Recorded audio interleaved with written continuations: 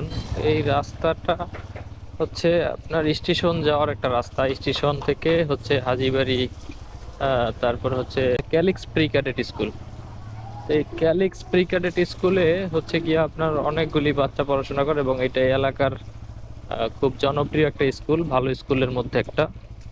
আর এই রাস্তাটা দিয়ে প্রতিদিন ছোট ছোট অনেক বাচ্চারা আসে, বাচ্চাদের গার্ডিয়ানরা আসে, হ্যাঁ, বিশেষ করে মহিলারা, মা বোনরা, তারা হচ্ছে গিয়ে এখান সাথে যায় আর কি, গার্ডিয়ান হিসেবে। তো এখন এই রাস্তাটা হচ্ছে গিয়ে 12 মাসই হচ্ছে পানির নিচে থাকে। আজকে খুব সামান্য একটু বৃষ্টি হয়েছে, হ্যাঁ, একদম সামান্য বৃষ্টি হওয়ার আগে থেকে এখানে পানি ছিল।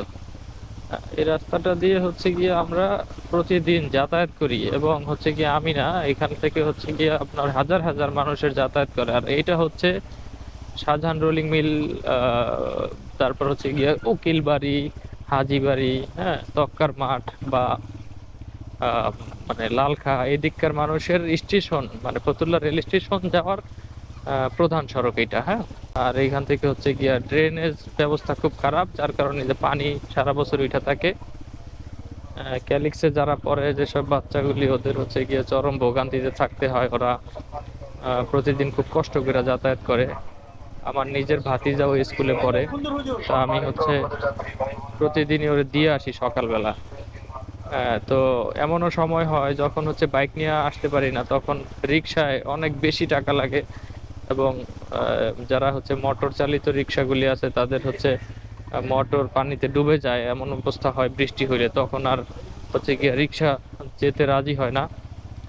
তো গেলেও অনেক দূর ঘুরা টুইরা তারপরে যায়, সেক্ষেত্রে অনেক টাকা দিতে হয়, এই আর কি। তা আমি সবাইকে হচ্ছে গিয়ে শেয়ার দিয়ে এই ভিডিওটা জনপ্রতিনিধিদের কাছে পৌঁছানোর জন্য হচ্ছে অনুরোধ করলাম।